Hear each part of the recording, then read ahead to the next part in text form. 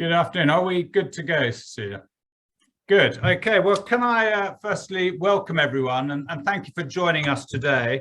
My name is Matthew Hicks. I'm leader of Suffolk County Council. I'm also chair of the Infrastructure and Growth Panel at ELGA. So I think this is a really interesting subject matter for us all. Lots to cover in a short space of time.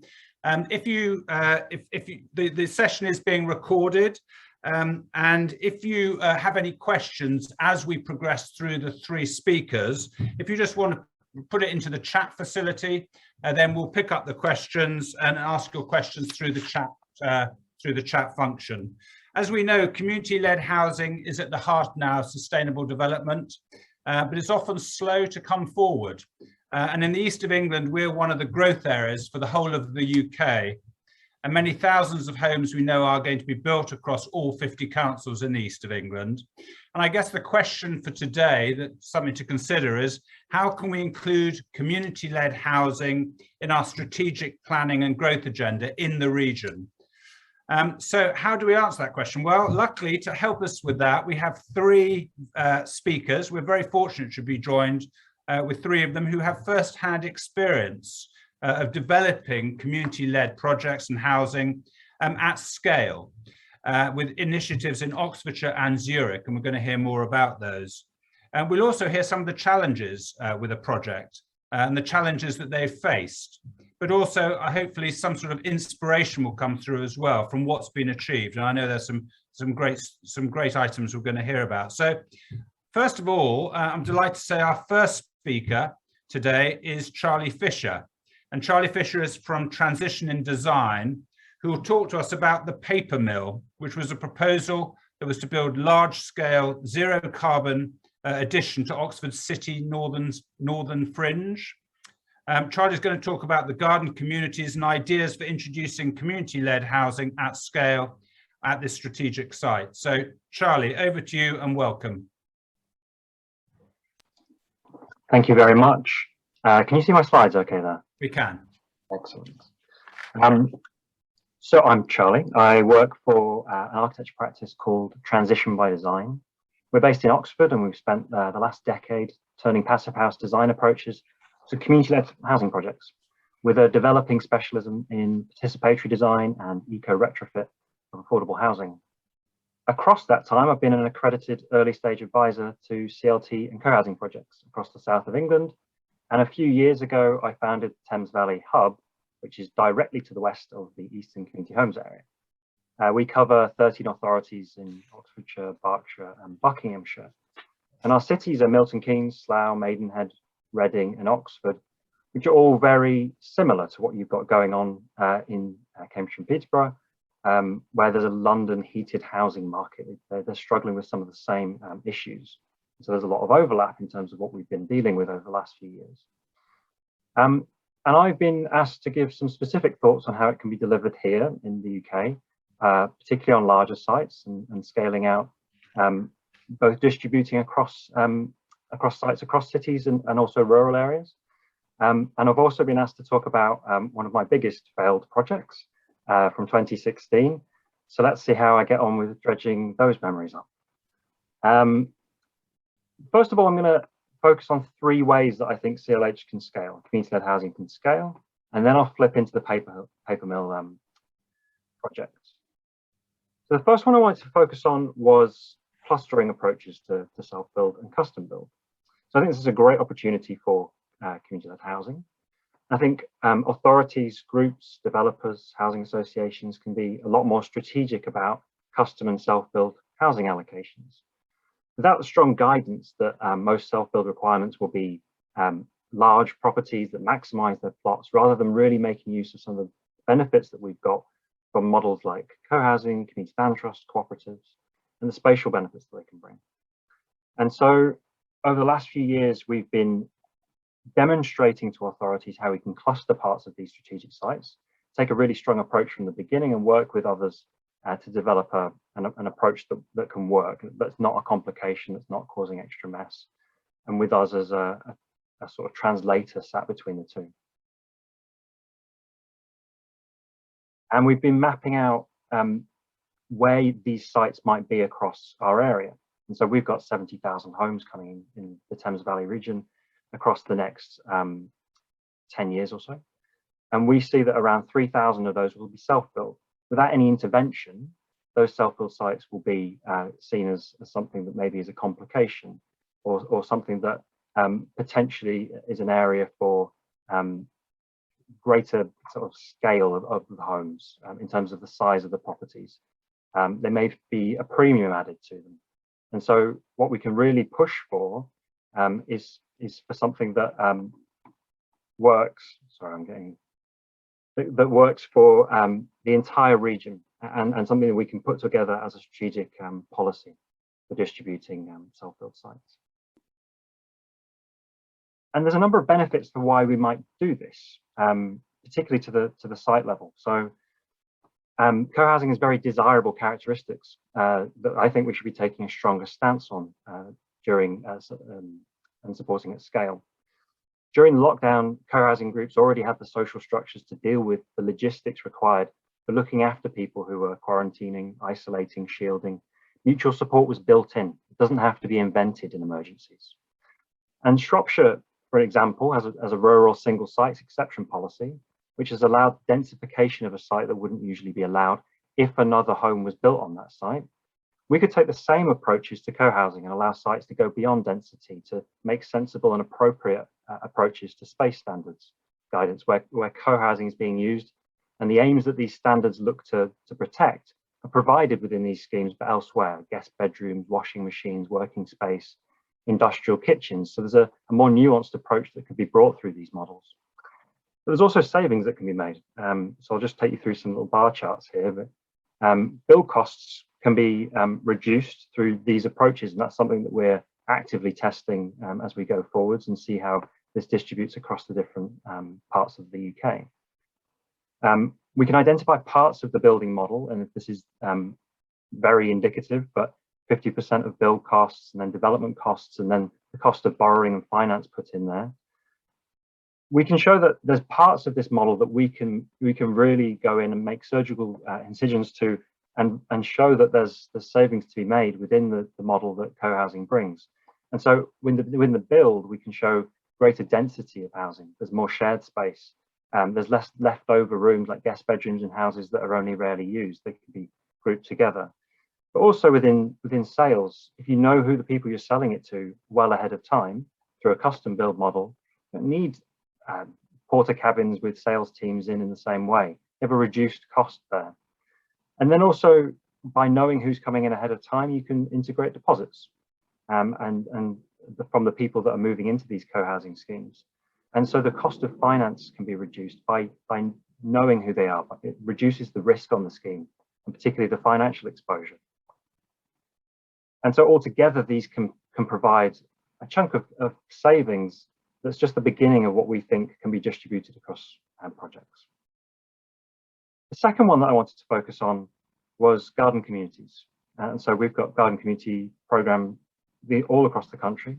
I think there's 37 across the country at large at the moment. And Garden City's principles map very favorably with community-led housing approaches. So now that benefits have been revealed on small, tricky sites all across the country, CLTs kind of mucking in and making things work, we can really show there's a huge opportunity to push for the next level of local asset-based development, which is properly resourced. And standard private management companies tend to leach wealth out of communities. I believe that development corporations that fully embrace the elements of a CLT legal definition from 2008 will be shown to be nimble and adaptable in the face of large amounts of change that we're certain to encounter in the next half century. And over the past 30 years, we've seen terrific resilience from housing action trusts from the 90s, such as Castle Vale, community anchor models, the CAM model developed by Anthony Collins in the late 80s, which I would say is exemplified by superb CLH projects being pioneered today by Whitton Lodge because of the skills and resources they've been able to build up across 3 decades. There's projects like this all across the country that are demonstrating these asset-based approaches. And not to mention how livable a place Letchworth is today. All of these professional estates teams have service provision quality still there, but the underlying mechanism would distribute wealth to the community through the land. And by being adequately funded first through multiple years of seed funding in the early days to build them through the delivery team, and that would ideally be a match between public grant and developer contributions, and then through the service provision, ground rents and other things. Trusts in this way will be able to offer a consistent attention to residents in a way that organisations chasing grant funding each year cannot. And so we've been watching with a lot of interest where Kennet in East Cambridgeshire is leading the way on using CLT as a portion of delivery in their affordable homes, and we've been working very carefully with Salts Cross Garden Village in our area. And so the real thing here is that taking an ambitious approach to community land trusts, holding entire schemes of assets, where it be certain elements of liabilities and environmental management, through to real assets such as homes and being able to collect rents on them, a distributed and sort of holistic approach to new community delivery. And the third area I wanted to push for is around partnerships in political partnerships in the way that we deliver these homes, and coming up with intelligent approaches. Even before the pandemic, we had study after study showing that we have a population at large that feel isolated, lonely, and we feel particularly unsupported in older age. Alongside having lower household occupancy levels, sometimes in larger homes, but where land is expensive, and they aren't often cash rich to match. Co-housing meets these challenges, but few people know it would be an option for them. It's costing us huge amounts of money to provide adult social care at people's homes. A lot of people want to stay in their homes, and we need good retrofitting strategies to appeal to them. But where people do want to move, we should be giving them the discounts and other incentives to shift to more appropriate properties in new co-housing schemes where care can be delivered to a number of people at once, while still being in a mixed community that fosters mutual concern for neighbours through the spatial and social qualities that co-housing provides. One route could be that public bodies guarantee to buy the existing homes of people moving to new housing schemes. This type of approach was taken 100 years ago as Birmingham realised that the private sector weren't going to build the affordability and quality that was needed for the poorest in society. The council purchased land on the fringes of the city, installed infrastructure up front with the new homes to be delivered by house building companies. Then they had agreements to buy the homes from the middle classes who wanted to move to the suburbs and turn them into affordable housing, or where slums existed, demolished them and rebuilt. And this smart activity from public authorities in the interwar period backed a reduction in the build costs for these homes, with both central government funding and the creation of municipal banks.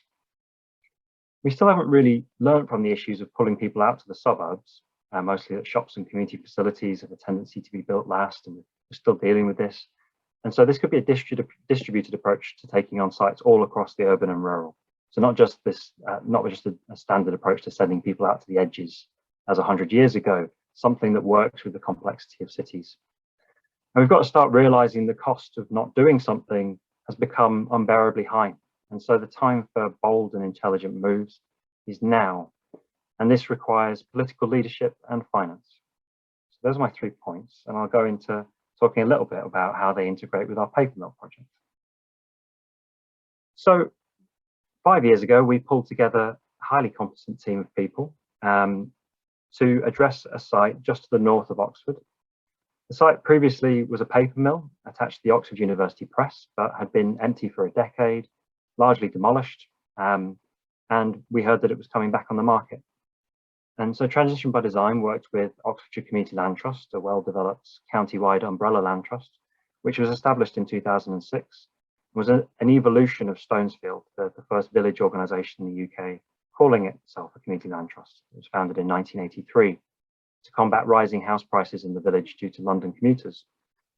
After 40 years, this small community of 1,500 people has a rental income of £80,000 to £100,000, and so they showed what it could do if we started to roll this out across all of our villages across the country, in terms of having that resilience and ability to deal with things coming forwards. And so the trust came out of that organisation and that 40 years of practice. Now back to Wolvercote, we aspired to hit a European standard for self-built quarters. And we were heavily inspired by Vauban in Freiburg and Alta Weberei in Tübingen that I'd been visiting the previous year. I was living in some of the self-build schemes. At the time, the French army had pulled out of Freiburg in the early 90s, leaving an opportunity which was met by political and civic willingness and a city-owned bank. We saw Oxford University at the time as being a unique institution with the capacity to trial something different. We collected together a solid proposal team. We partnered with a volume house builder willing to experiment, and Bioregional, who developed the 100-home BedZ 15 years prior. 3 co-housing groups were ready to put down deposits to reserve their homes. The Community Land Trust and the City Council would collaborate on the affordable homes with the assistance of the Council's new housing company. And for the first time, we were acting like a cohesive entity. The big issue for local people was the bridge into the village couldn't sustain the traffic, and so 190 homes was decided as the limit, with the assumption of 2 cars per home. And this is the site as an aerial. We founded, and so 190 homes, as we started to pick this apart, we found that at Oxford benchmark land prices, this was going to be unviable to deliver in a policy compliant way. And so we looked to develop with Oxford City Council and planners, so the councillors and the planners, to propose a higher number of homes, but with fewer cars. And so because the issue here was the bridge and the transport, this was appropriate to people locally. And so we pushed cars to the edge of the scheme and less essential for dropping off. And so that's really where we were incentivized by some of these European schemes or inspired by them. And we developed a cohesive vision using the 10-1 Planet Living principles and clustered co-housing design. We ran this through workshops, firstly through the neighbourhood forum members and then the wider community. And with everything prepared, we put in a bid at £15 million, which was policy compliant for affordable housing at our 260 homes level. In Oxford, 40% of a scheme must be social rented, with 50% of total affordable housing. And we pulled together the evidence for the required 5% deposit, which was needed, which is a real barrier at some of these larger schemes. And so we needed to raise £750,000, of which within a week of taking on pledges, we got 40 backers, a lot from the village, and raised just over £500,000. And then the rest made up by a sole wealthy philanthropist. We pulled together some of the resources that were needed to make this early bid. Unfortunately, that first bid of 15 million was turned down, and all bidders were invited to a final offers stage with the advice from the agent Savills that they were expecting around £22 million. It's about 7 million what we as a project team have projected was viable in order to deliver affordable housing on the site. That said, the site had been declared as being worth £1 million in 2013. So the differences once it had achieved planning were quite significant.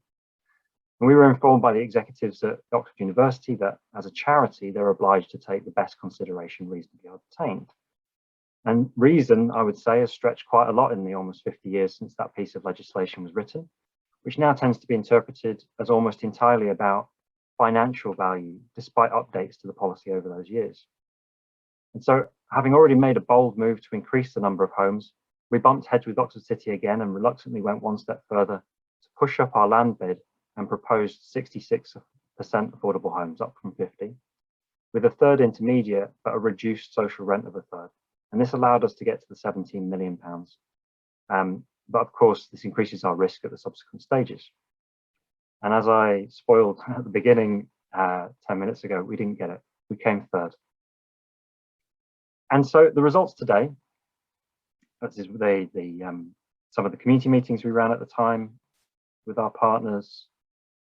And the results today are that the winning bidder had, in the original bidding documents, had to put forward their full planning application within the first 6 months. It turned out that the Oxford University only announced the bidder almost a year afterwards, so there was a sort of really quiet period. That first reserved matters application came in almost 2 years after we submitted the first tenders. And so at that time, we still didn't really know what was going on this site. It all went quiet. And then slightly after that, the first land registry change was made to issue that the site was owned by this developer. What I'm trying to get across here is that it's not always that simple where it's a developer-led scheme. It's often this idea that there's an efficiency or effectiveness that goes with this form of delivery, and that communities are in some way messy.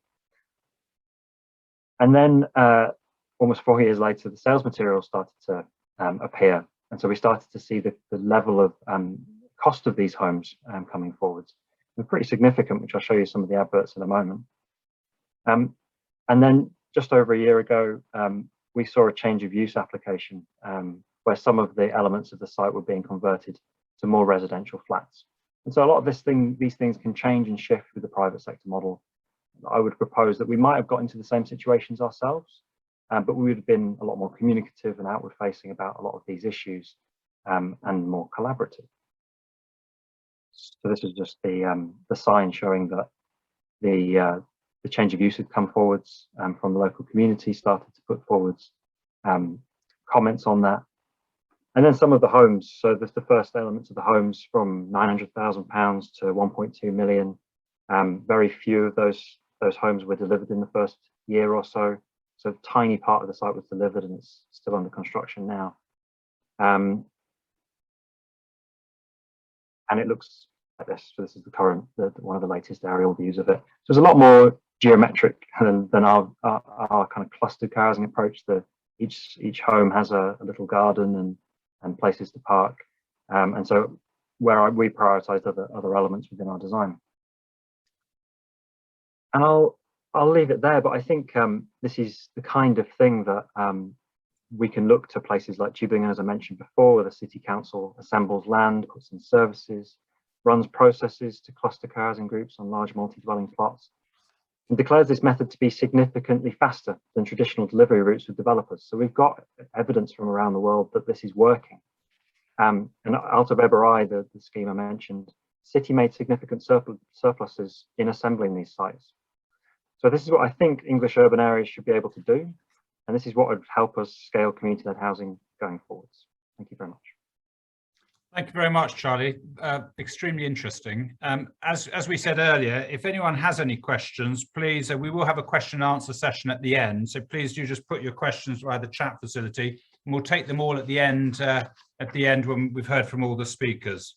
So we now move on to our second speaker, Andrea Wieland, who is the Chief Executive of Mehr als Wohnen, which is, or in English, is More Than Housing, which is a housing cooperative based in Zurich, in Switzerland. And Andrea is going to share with us the story behind this housing initiative and some of the actual innovative design principles they included. As well as this, we'll also hear about the common areas or community spaces that made this scheme actually, as it says, more than housing. So Andrea, over to you. Thank you, Matthew. Good afternoon, everybody. It's a pleasure to be here and to share our experience in Zurich with a community-led housing project. I hope I can give you an idea or two, maybe a takeaway or inspiration.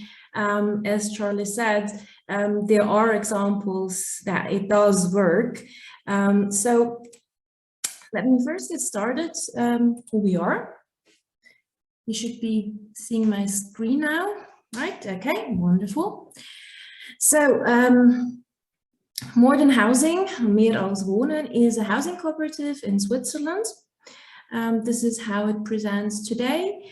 And before I tell you a little bit about us, I would first start with the Swiss housing cooperative system to introduce that to you. So Swiss housing cooperatives are private companies. So it's they're owned by the members, so it's co-ownership, and it's based on self-help. So meaning that the people build together or provide different opportunities and not just with the municipality, but in partnership with them. Our highest principle is actually to secure land and properties from speculation, which means that we are non-profit, and therefore we also calculate our rents based on the non-profit methodology. So our members are on one hand owners, co-owners, but also tenants, so they rent the apartments. The Swiss housing cooperative system is based on one person, one vote, so it's democratically organized, and it facilitates a lot of infrastructure and provisions for the public sector as well. However, it is owned, privately owned, so meaning co-ownership. This is a map of the city of Zurich. And everything you see on that in green are housing cooperatives. And in red are some associations and foundations, as well as the city of Zurich, that provide non-profit or affordable housing. So in Switzerland, we have a direct democracy. So the citizens of the city of Zurich voted in favor of a law or regulation that they want to have 1/3 of the apartments, of the flats, of the housing in the city of Zurich to be non-profit. Currently, today, we are around 25%, meaning when private investors build more in the city of Zurich, we have to build more as well to actually, or even more, to reach the goal of 33%. So we have a long, as you can see, a long history of non-profit housing, of cooperative housing. Otherwise, we wouldn't be able to reach 25%. And that history is over 100 years old. And back in 2007, the city of Zurich and the housing cooperatives celebrated an anniversary, 100 years of non-profit housing under the slogan 100 years more than housing. So instead of just patting on our back and saying, yeah, how great we are, what we did in the past 100 years, the housing cooperatives and the city of Zurich really wanted to look forward and try to tackle some of the challenges we face today, we face in the 21st century. And they established a new housing cooperative. So it's actually kind of a meta cooperative that was founded by over 50 housing cooperatives and the city of Zurich, with the aim to be an innovation and learning hub for our sector. So really to go and try different things to see how we can tackle these challenges of changing demographics, of climate change, overheated city, all of this, and also to provide how can community-led housing be done. Up to that point, most housing cooperatives were really good in managing their portfolios, but they started to forget how to transform larger settlements, larger areas, because we didn't have to do that after the Second World War. So the know-how was a bit forgotten. So we had to bring some of the well-established housing cooperatives and some of the young, wild ones, alternative ones together. So the ones with the fresh ideas and the others with the capital to actually establish a new housing cooperative. So as you can see, for what we stand, so it's ecologically sustainable with 2000 watts goals, so reducing energy consumption, but also showing the non-profit housing can have a high quality in architecture and construction and create especially affordable space for different lifestyle needs as our lifestyle is changing. So here you can see back in 2007 and more or less green fields. Up to the 90s, there was a company for concrete. They were producing concrete, factory actually, that was then sold to the city of Zurich. So the plot of land belongs to the city of Zurich, to the municipality. And it's 40,000 square meters, so 4 hectares. Not sure how much that is, because we use a different metric system, but I'm sure Cecilia will help me translate that later. So 40,000 square meters in the north of Zurich. And for most citizens of the city of Zurich, the city stopped at the railway station. And that was no man's land. It was an industrial area. Nobody could actually imagine that we will transform that and to live there. So 10 years later, this is how it looks. It hosts homes for 1,300 people in 13 buildings. It created 150 jobs on site.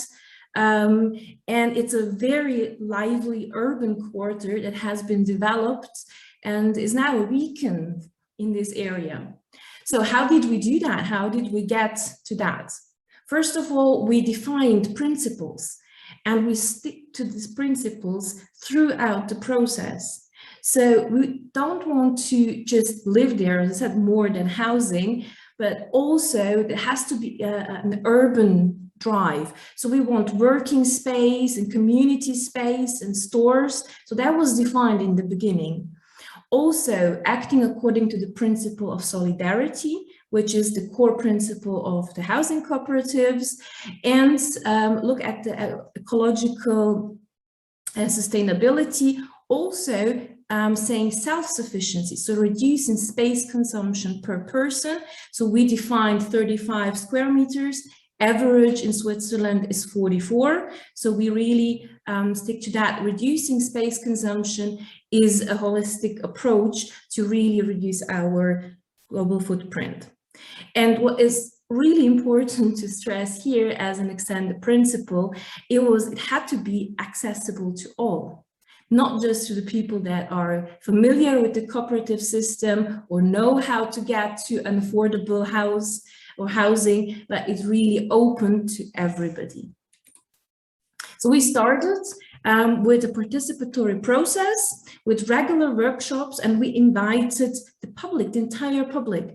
And we did not discuss tiles or the kitchenettes or the colors of the future flats, but the rules around how do we want to live together and how do we want to live in future.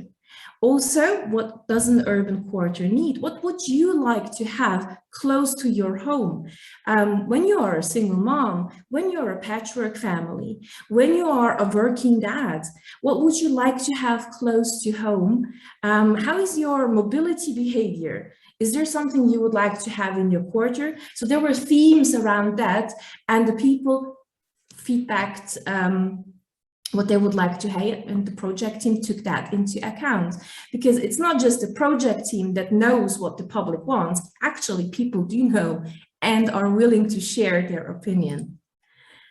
So when we got this plot of land from the city of Zurich, so 40,000 square meters in the north of Zurich as a long-term lease over 72 years, it's the usual way to have a joint tender process, a joint competition, architectural competition process. But we also try to challenge here the established way, not how it was done the past 30 years, but really look at it from a different direction. If we want new answers, if we want innovation, we have to challenge the established way. So we started actually with a competition of ideas. So everybody could send in their answer to these two questions that I asked: how do we want to live in future, and what does an urban quarter need? So that could be artists and teachers and office workers and architects, whoever wanted to provide something. There was a team of two young women that sent us an idea as an answer to that. It was a kind of a codex, what quality, cooperative and collaborative housing means. And they were not architects, but we loved that idea. And the 6 winners of this market of ideas or competition of ideas got a free ticket to the architectural competition, to that tender process. So in that, surprise, surprise, this young bureau, these two young ladies that were partnered with the also young architecture bureau actually won the entire competition. And so with their answer to how do we want to live in future? And their answer was a cluster apartments. So these are large apartments with units. So here you see one floor with 2 apartments hosting 8 to 13 people in one apartment. And they can be an answer to patchwork families, single parents, multi-generation living, so elderly and younger, and student living, and people with special needs, with disabilities. So it shows that if we think housing differently, and maybe from a different angle, we come up with really good ideas. But it was not just this one bureau that really convinced us. There were also 5 or 4 others, and we asked them if they would like to jointly develop that project, which was also unusual. Usually you win and then you build and you move on. Here we asked them to partner with us, with the project team, to partner with the public and with the other architectural bureaus. And at the end, we had very different housing typologies, from 1 bedroom to 13.5 bedroom. So altogether 370 apartments hosting 1,300 people on site, and really catering for every change in your lifestyle situation. So maybe you move in a 1-bedroom apartment, then you fall in love, then you got children, then you have a larger apartment, then your ways separate, you may need more space or 2, and you can stay in your quarter, you can stay in your neighborhood, because there are different floor plans, there are different apartment types. So, as I said, who lives actually there? What we also did is we partnered with social institutions. As I said, in a city, there are students, there are people with disabilities, there are low-income households, middle class, there are refugees. They all belong to a city, they all belong to that neighborhood. So we wanted to ensure that we really have an urban quarter. So we took the demographics of the city of Zurich and tried to replicate it in small. So you can see up there also nationality, for example, but also household type, income, and as I said, with groups that belong to a city but have a hard time finding affordable housing within a city. So, as I said, it's more than housing. So it's not just living on site, but also what does an urban quarter need, as I said. And people said, oh, we want restaurants and the bakery, and we would need a hairdresser and maybe a co-working space and a repair cafe. So we really try to make this possible. Here you can see a ground floor map with all the different offerings. Some are commercial, we just rent them. There are companies, but others are commons that we developed and standardized on site. This sharing, or we call it commons, this is the sharing economy concept. As I said, reducing private space consumption. And Charlie also mentioned that before. You do not have to pay or use space that you may use only once a year, like a guest bedroom. Maybe when your parents or you come to visit 1 or 2 weekends per year, you do not have to have a spare bedroom that you actually pay rent for it. You may then use a guest room on site, and you paid only for that time you need it, and you reduce your personal space consumption. Also, there is no car ownership on site, so people do not own a car. There is a station with e-drive cars, so e-mobility, shared cars, and they're all members through our cooperative and can use them. So with these commons, you have different spaces like this repair cafe or meeting points, or a large kitchen is where people also meet, and they create a very strong social network, because they can't hide. There is no anonymous living, because you actually meet your neighbors. But this participation and this commons concept, it does not stop after moving in. So when this community, when these people moved in, we really supported community building activities. And here you can see, for example, it's the outdoors that we created together, how it could evolve and change, playgrounds for the kids, a garden, a shared garden, and we moderate these processes and we fund these processes.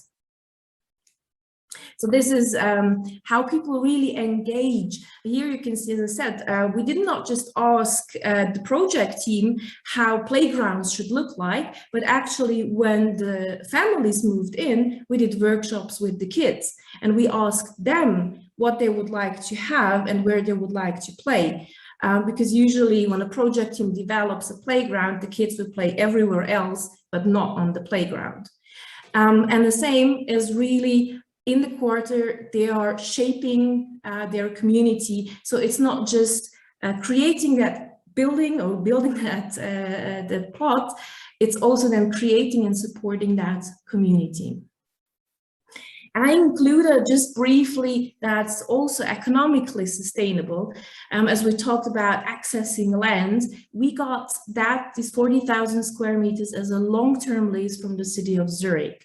So it's 72 years, plus it can be extended twice for 10 years. And then we applied the cost trend system. We are also obliged to do that as a non-profit housing cooperative. And ensured the financing. I will not go into detail because I think that's not too comparable with the UK, but it was a really diversified structure with the municipality also being a member and buying some shares and providing loans and members, and then some financial institutions. On this side, I will not go into detail, are then the benefits for both sides. I think a long-term lease is a win-win situation, especially in heated markets where you can't buy land as a non-profit organization. We heard it from Charlie, it's quite difficult. But a long-term lease is a possible way to overcome that. And it really means, especially for young organizations, they have access to land, and the city of Zurich or the budget from the authorities over the next 70 years will get annual payments. So it's not just one time you sell land to the highest bidder, but over time, it's the best for the community. Also ecologically sustainable, as I said, that's the third. A 2000 watt society means if everybody on this world would use only 2000 watts per person, we would have enough as one Earth. So in red, you can see what the goals are or what the target is for certification of the 2000 watt society, and the blue is actually where modern housing stands. We have just been recertified, so currently we are now on 1200 watts, which means it's actually possible now to reach the goals of 2050. And we want to, with our latest project, and I'll close with that, actually go a bit further, where we say to net zero carbon emissions. And again, think about different ways to provide housing for different lifestyles. For example, micro co-living. This micro living was, as far as I know, invented in London. So it's not our invention, but this co in between, that's a modern housing innovation to really say it's not just really reducing your personal space consumption, but also creating a collaborative way of it. At the end, some key facts. You will get the presentation as a handout so that you can relate to that. So basically, as I said, we were established 2007 and have come quite a way.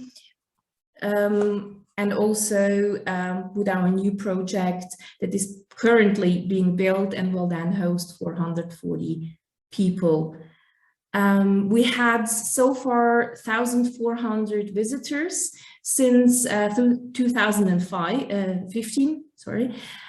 So it means we really are a project that from all over the world, people are coming to see, to look at, and maybe take away. You cannot reproduce a project once you won, but with your local specialities, you can have a look and see how does it work, what would work in my country, in my county, in my municipality? How can we make this happen? I'll invite you all to visit us. And with that, I'll close and happy to take on questions later on. Thank you. Thank you very much, Andrea. Thank you for sharing the story behind this housing initiative, which is extremely exciting to hear about. So thank you. Okay, and again, if you've got any questions for Andrea, please just pop them into the chat and then we'll pick them up shortly. Okay, so our last speaker today is Alex Martinowitz from the City of Zurich Council, who led on this scheme. And we're going to hear about the background of the project and how the City of Zurich made sure that its ambitions were actually secured through this partnership with More Than Housing. So Alex, over to you. So thank you very much. I just change to the presentation.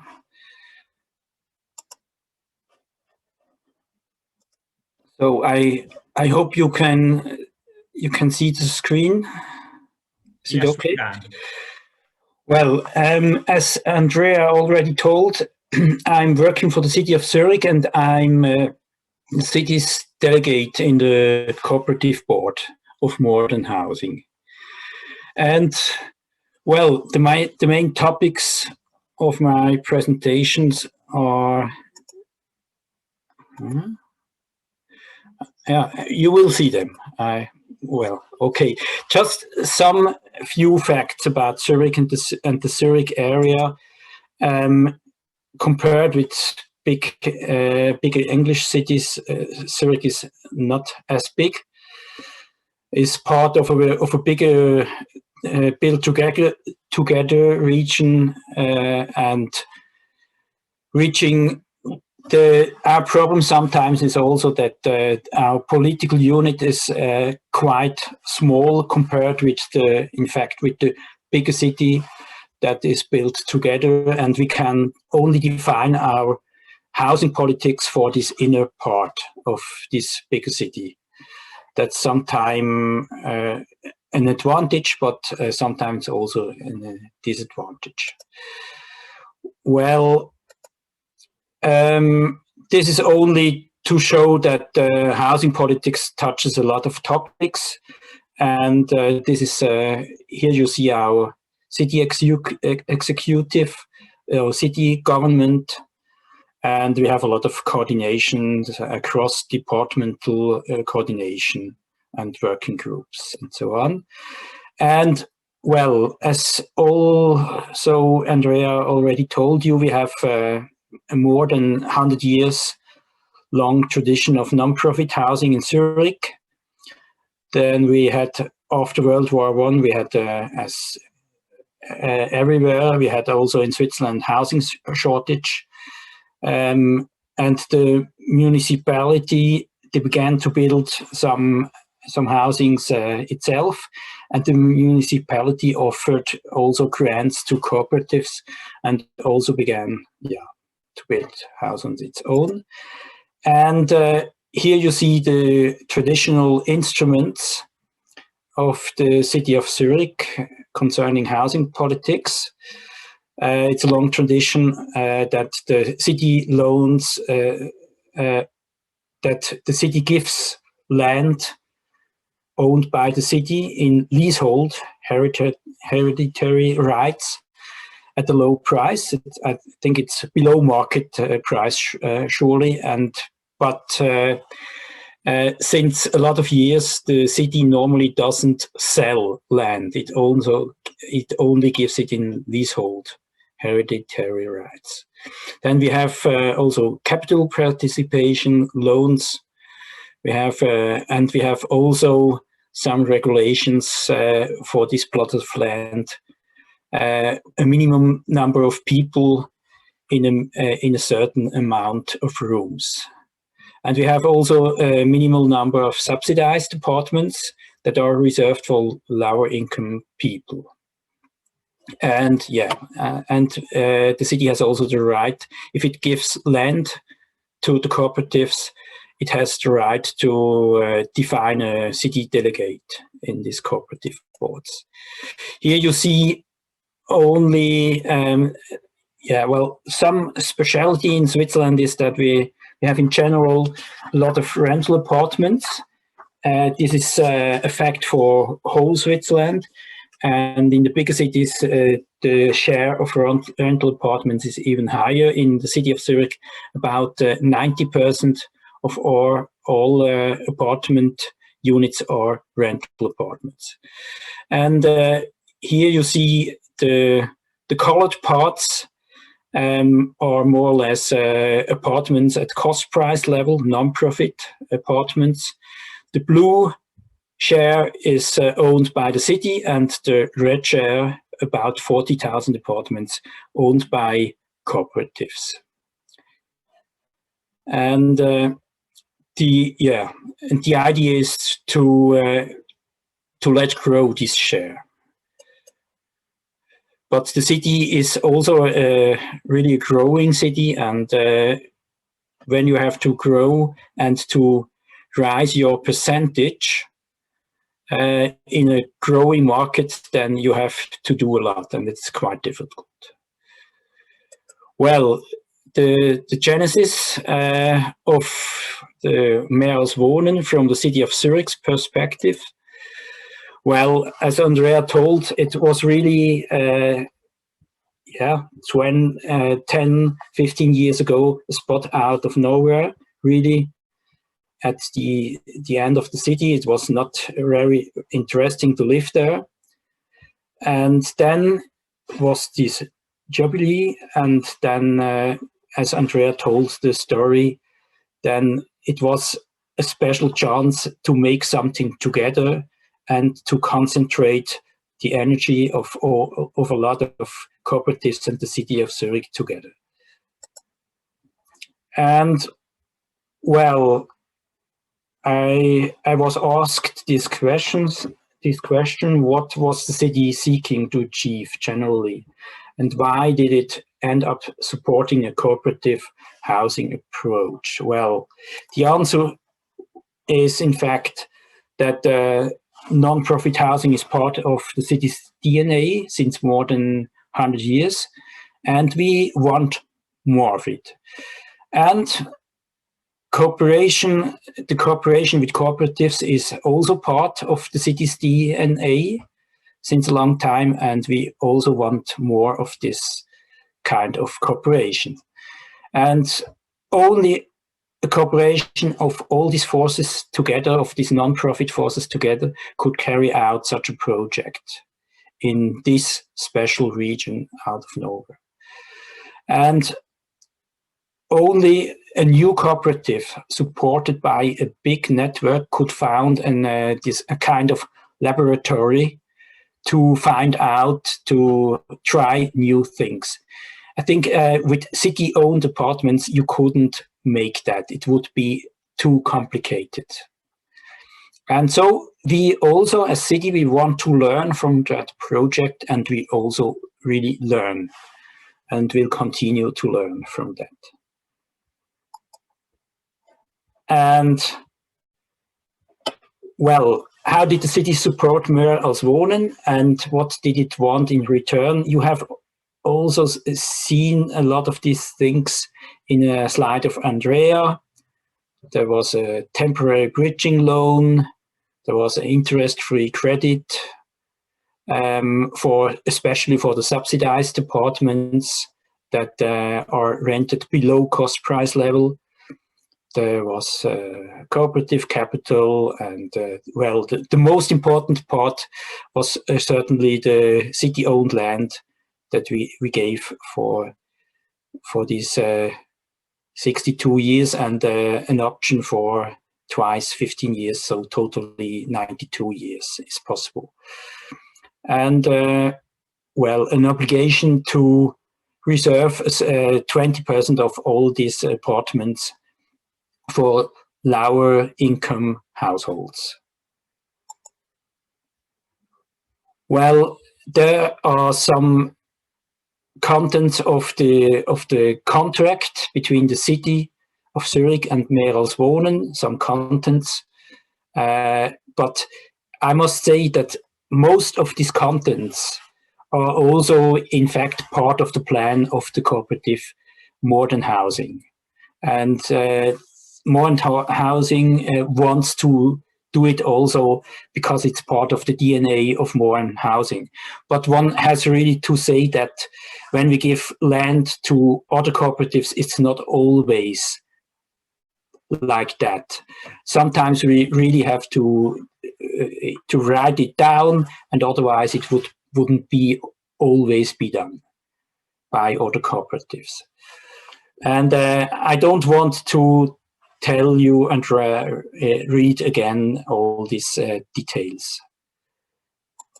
And the question, have we as city wanted, was it delivered what we wanted as a city? Yes, it was delivered, and we have even much more. And the benefits for the municipality, well, we have now about 400 non-profit apartments, more in the city of Zurich, and it is in an area where 10, 15 years ago, it wasn't interesting at all to build such apartments.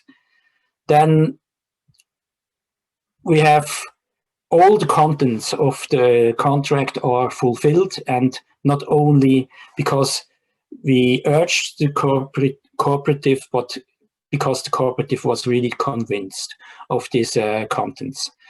And we have a really interesting laboratory where all together try out new things in building and new things concerning community,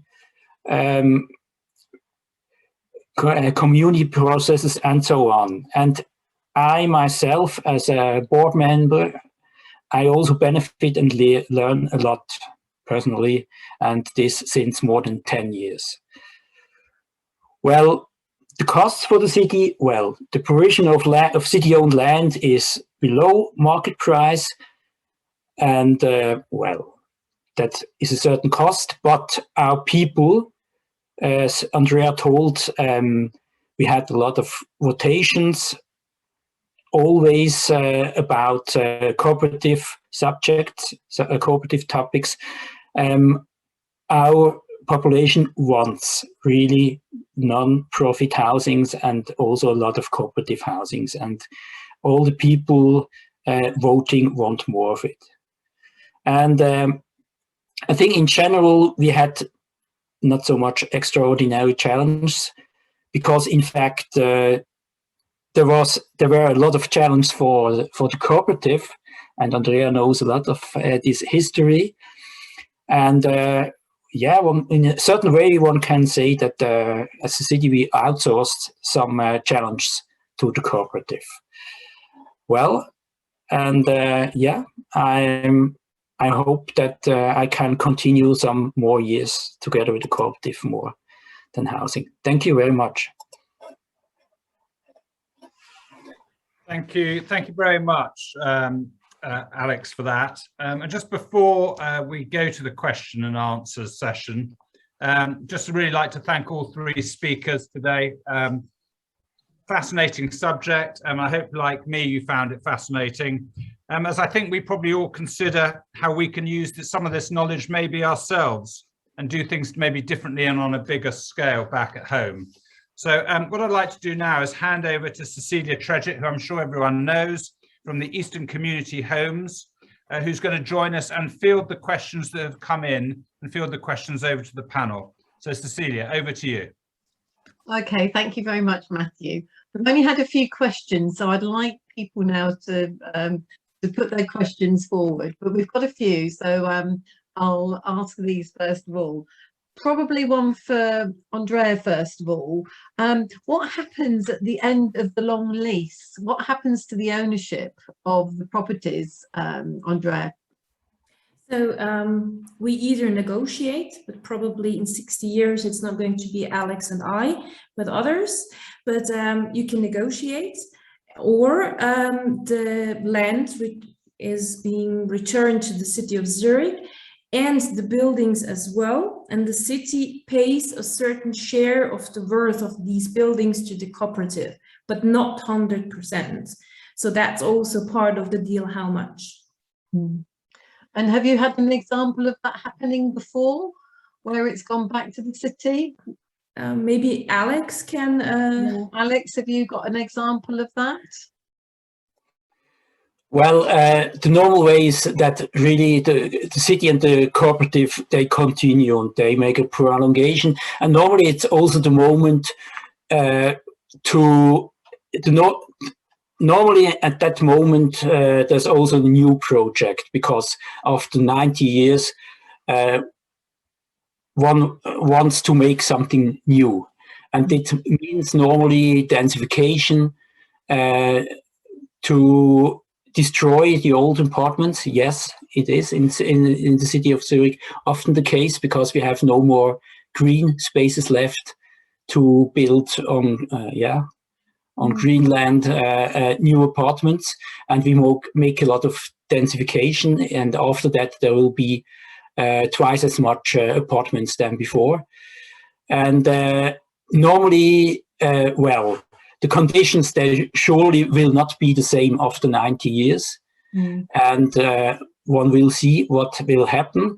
But the last few years, I think there was only one case that the cooperative didn't want to accept the present conditions. And then the normal way is that the city of Zurich gives it to another cooperative, the land. Thank you for that. So Charlie, what would have happened if you'd been offered a long lease and that it had been done in the same way? How would that have changed the outcome possibly at the paper mill? It was something that we had tried to approach the university with prior to all of this. So we were well aware that we were at a disadvantage trying to bid for our type of development on the basis of trying to get the highest land value. And so we knew from the very beginning of touring around the sites with Savills, and that their indication was quite high, and that we nowhere matched what we needed. And so the compromise that would have been required to actually deliver that would have been potentially very destructive for the partners in that room. So we'd gone to Oxford University, we've made those claims and put forward something that we hoped would tug on their empathy a little bit to understand how their role in this city for the long term means that there's a responsibility there as landowners to engage with what people can afford. They are, in this case, the landowners at large, where the city council aren't, and the colleges as well. And often they're saying that they struggle to hire staff, that they struggle to get best students from around the world who can't afford to live in the city anymore. And so there's this kind of two sides to this that we were trying to connect together to say, if we do long leasehold approaches, if we do deals around reversion schemes, that we can offer something here that's quite impressive and something that's world leading. But we couldn't get past this thing around charity law. So this is the thing that really holds boards across the country back, not just universities and educational charities, but charities at large, and the church and others, is this belief that the requirement here is to get maximum financial value, where, as I indicated there, it's around best consideration. There is some room around this to make a decision that maybe includes a lot more factors, and especially where you're thinking about the long-term quarter of a city, being able to include things that are social, ecological as well, as you start to pull this together. And so we'd like to see a lot more improvement around charity law guidance that would allow bodies like universities and the church to be able to make really strong decisions for the long-term legacy of a city. So Charlie, following on from that, another question. Zurich has a very high level of rented accommodation. This is very different to the UK tenure pattern. Do you think we would ever get a public vote for this amount of non-profit housing here? What's your thoughts on that? I ask Matthew this question as well. I think it would be publicly quite popular, but I think we've got to work with what we're used to in this country as well. And I think beyond the politics that might be applied to tenures in this case, I think what we're going to have to come forwards with is something that embraces ownership, because across the country people still want it. And so we've got a lot more work to do in order to get to something that looks like a Zurich mix. In Oxford, we've got 50% rental, so it's a lot higher than a lot of places across the country. But we need to, trying to propose solutions that come through community-led housing, I think we've got to see ourselves as a temporary agency, or a temporary movement that is looking to mainstream a lot of these things. You know, the success will be that if in 15 years' time, a lot of these types of development are indistinguishable from other types. They're just built in these approaches. And so I think in the short term, we've really got to embrace the idea that we're not trying to create low-cost rental co-ops in every single scheme, that there's going to have to be compromise when it comes to some of these large sites. And we're going to have to deliver them in a way that people find appealing and beautiful at the same time, really wrapped into what is an English version or a UK version of what's being proposed in places like Zurich. So what are your first thoughts, Matthew, having listened to the presentation? I think it's having, I think, I mean, obviously it is a challenge because it's something that's very different to the way we've operated. And as you said, you know, ownership is something everyone aspires to, a lot of people aspire to. But I think it's about having the right place, having the right scheme in the right place at the right time. And, you know, there will be locations and actually you would think, I mean, I don't know Oxford well enough, but you know, it would seem that there are certain cities and towns where you could imagine this actually would fit in very well. And the stories we've heard, you know, it's about just trying new things and new opportunities, and it's about creating a community, which is something we always talk about. And you know, we've heard examples in Zurich of that real sense of ownership of one's community. So I think it's exciting, but I think it's right place, right location, and that's where the work's needed. Thanks for that. So we've got a question here from Anna Bailey, who's the leader of East Cambridgeshire District Council. And she says, it's a question for us all collectively, really. One of the biggest hurdles we have is development financing to actually deliver schemes.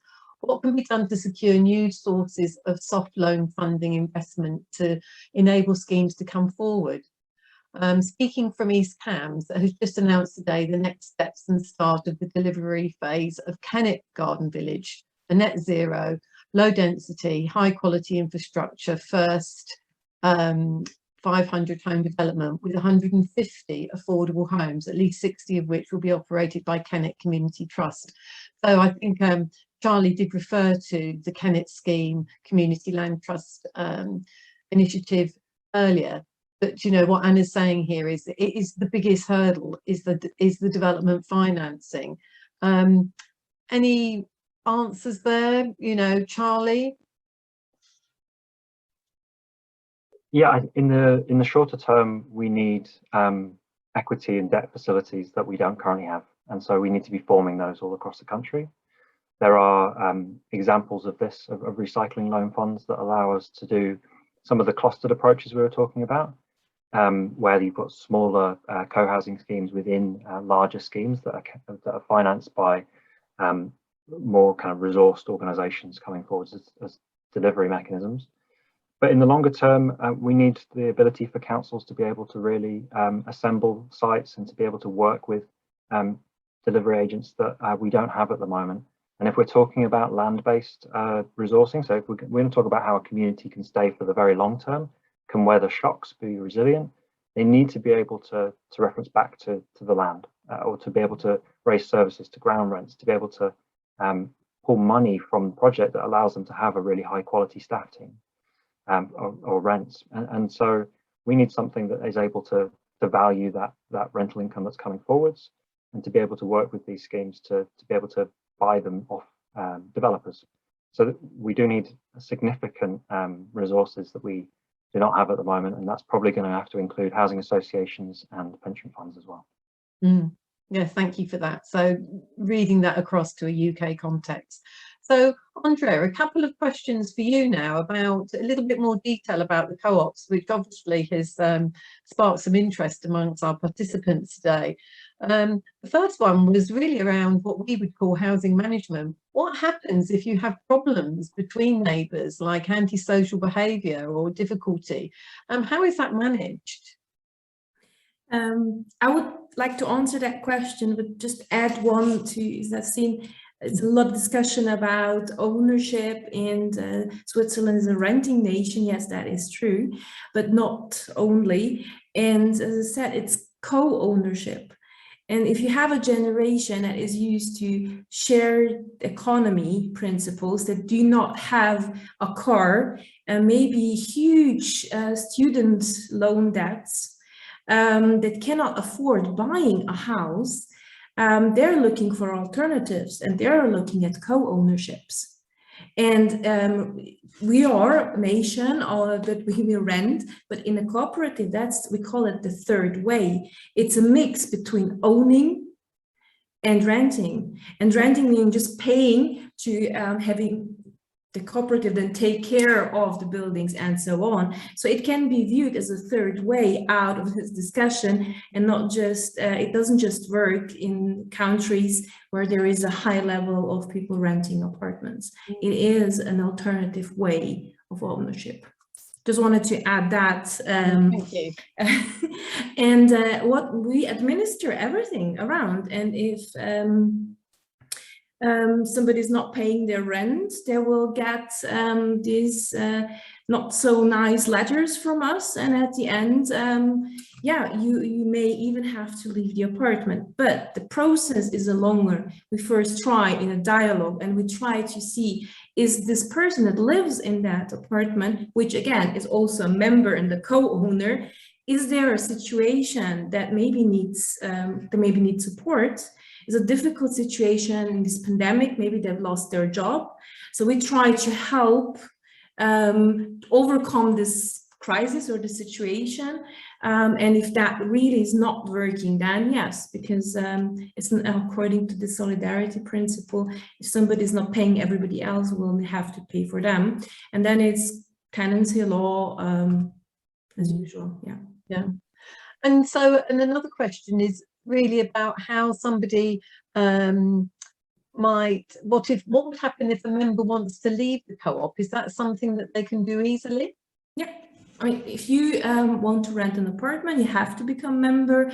You buy shares, you provide capital, and it's actually also quite high because we are a young cooperative. So you pay that, you become a member, and when you move out and you leave the cooperative, we refund your capital, and the next person that will move in will take home the apartment and the share of the capital. So that's not a problem at all. Lovely, thank you. So we've got a question here. What might, from Graham Pooley actually, what might encourage institutions looking at social value, not financial value? So what might encourage institutions looking at social value, not financial value? Owners, developers, government? How can we encourage institutions to look more at social value? Any ideas really from any of the panelists here? Then I'll go first. Yeah, you can go first. When we talk about sustainability, a lot of companies now have to provide, for example, sustainability report and index. Even they show what they do for communities. So, and you have sometimes to put a price tag on that. So if you have affordable housing, if you have a supporting neighborhood, and you look at these factors, maybe working poor families will not have to go to social services because they can afford to live there. Maybe you have shared space. You have different offerings in the community on site for people, for example, to learn, in our case, German or English, childcare on site. So yeah, it is a social responsibility, but it's always difficult with whom you are going to talk and argue. So sometimes you can put a price tag on that and show that it's actually also economically sustainable for the municipality, for the authorities, because they do not have to pay so much social services. Or as Charlie said, with the elderly people, they want to stay at home as long as they can. And if you provide that, you do not have to build elderly homes. even more and have a whole health system behind that you also have to fund. So yeah, I think you can showcase this and also then put the price tag, because in our society it's easier to argue what costs more or less and has a long-lasting impact. So yes, and we do have the Social Value Act, and it would be difficult, but we can project and show the savings that could be made. I mean, Charlie, Alex, Matthew, would either of you like to add to anything on social value? Charlie? I could. I think we've got to stop seeing the value of a site purely as the site itself, and build it into what that effect is around the entire city in terms of values, in terms of what the costs are that come around as a result of doing development in a certain way, because we only get one chance at this every maybe 50 years, maybe 100 years, depends how successful these new parts of our cities are. And the effects are very big but hidden. And so we need better ways of visualizing that, as Andrea said. We've also got to think about this not just as delivering a volume of housing without any characteristic. So really in the UK, housing targets are the principal feature. The number of homes, regardless of quality, regardless of characteristic, really at that level. And so we've got to be looking at this of what kind of homes are we building, and with the understanding that we've got to build a very large amount of new or social rented homes or retrofit social rented homes. We've got to change the proportion in this country in order to get around to some of those hidden invisible costs that we're looking at, which are ecological, they're in terms of adult social care, in terms of the benefit system, in terms of going out to housing benefits. Like, these things aren't connected at the moment. And I think once we start to have a holistic view on all these things, we'll see that the cost of doing one form of housing over the other is significantly higher for one form. So Matthew. Yeah, I'd just add to really what Charlie said. I mean, I think, we're all now looking, I mean, as the county council, we have huge pressures with adult social care. And we see projects come before the district council for housing developments, and we talk for homes for life. Well, so we're talking about it already, but maybe not quite in the same context as been presented today. And I think we've just, the social value is going to be key, but maybe the problem is it's very hard for us still to define it in a UK model, maybe, but in time, there are clearly things that will feed through and need to be considered. And Alex, in Zurich, do you think your mayor and your politicians, they really understand and appreciate the added value they get from the type of housing that is being built? Yeah, that's for sure. They are totally convinced of this way, and I think the main decision in Zurich is that the city really wants more non-profit housing, and if you have this legal form of the cooperative, of the legal form of an enterprise called cooperative, there's non-profit, and then you have totally different incentives. You have much less financial incentives, and then I think it's much easier to aim at social goals then, because you are less under pressure, financial pressure. Thank you.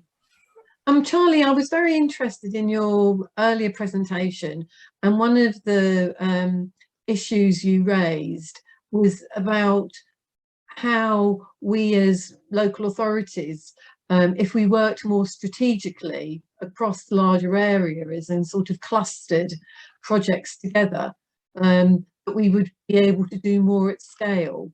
I think in some ways that's a slightly different methodology from what we've heard at Zurich today. Do you see any evidence of this happening? Not personally.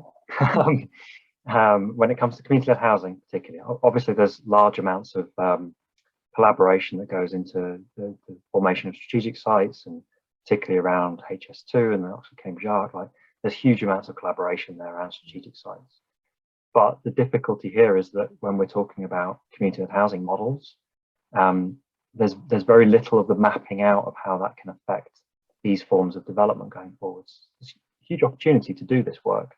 And without it, as I said in that part of my talk, it will be left behind as something that gets done halfway through a scheme. That is maybe the uncomfortable, confusing bits that people haven't really got their head around.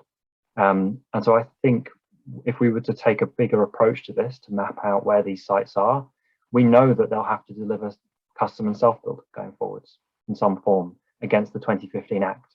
So they've got a duty to do that.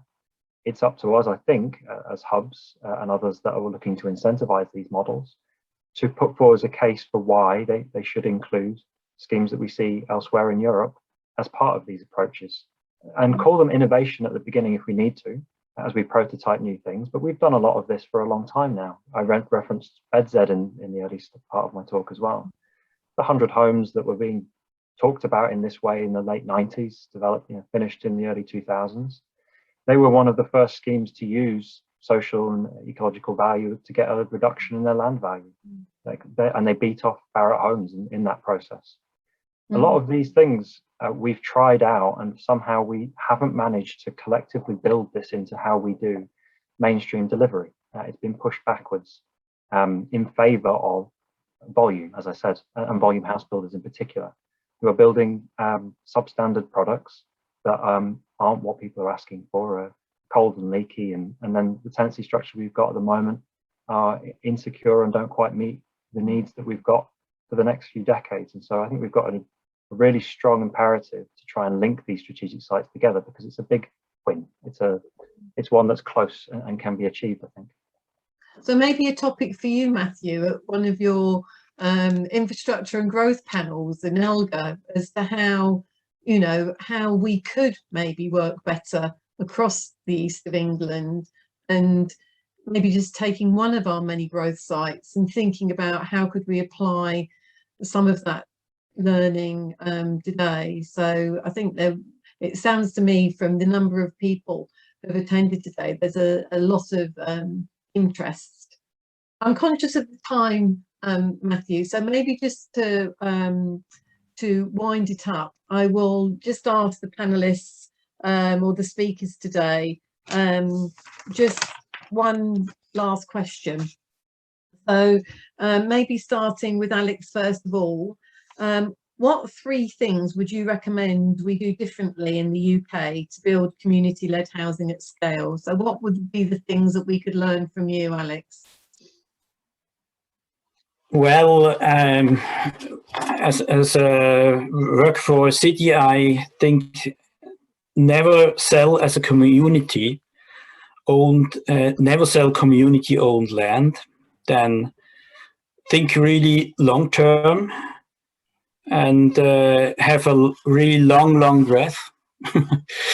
And then, well, try if it doesn't yet exist yet, try to install a culture of cooperation with non-profit private institutions, and do not everything yourself as a community.